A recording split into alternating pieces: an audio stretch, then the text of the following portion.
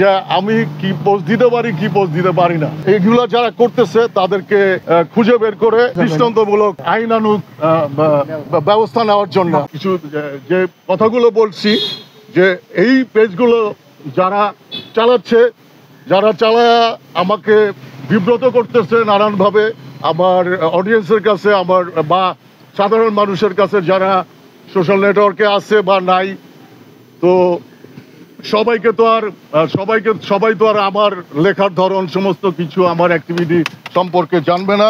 কারণ গত 15-20 বছরে যারা বড় হয়ে গেছে তারা অনেকেই আমাদের অনেক কিছু সম্পর্কে জানে না।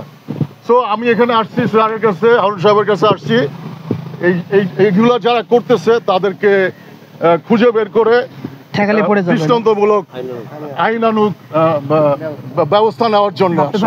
এই জন্যই আমি আসছি।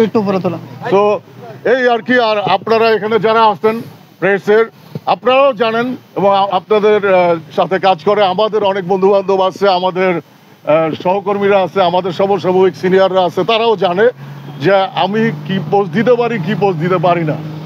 ঠিক আছে, তো ধন্যবাদ সবাইকে, এবং সবাইকে বিভ্রান্ত হইতে আবারও না করতেছে যে আপনারা যারা জানেন না, দূর দূরান্তে যারা এখনো ওইভাবে এই টেলিভিশনের মাধ্যমে সোশ্যাল বা অন্যান্য মিডিয়ার মাধ্যমে আপনারা অবগত হইলেন যে এগুলো আমার না। তো আর আমার একটা পেজ আছে, সেইটা এখন না ভেরিফাইড হয় নাই, হয়ে যাবে।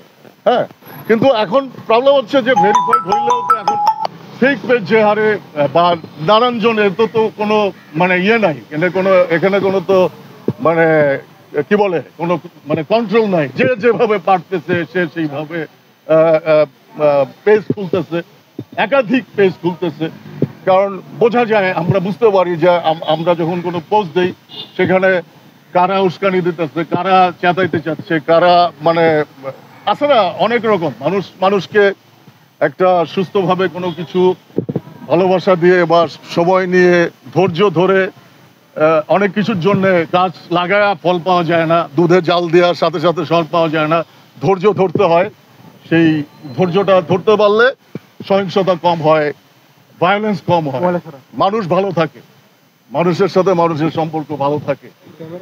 যাই হোক, ঠিক আছে, এই পর্যন্তই আর কি। এই অনেক অগোছালো হইলেও আমি মোটামুটি বুঝাইতে পারছি আর কি। ওকে ভাই, থ্যাংক ইউ। ওকে।